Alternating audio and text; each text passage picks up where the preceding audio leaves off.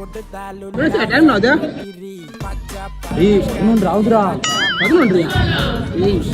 ஒருத்தனும் எப்ப பார்த்தாலும் 11:30 மணி சோறு கூட போட மாட்டாங்க வீட்டுல எப்படியா எங்க வீட்டுல சேர்க்கவே மாட்டாங்க. நீ வேற எங்க போய் படிக்குதுன்னே தெரியல.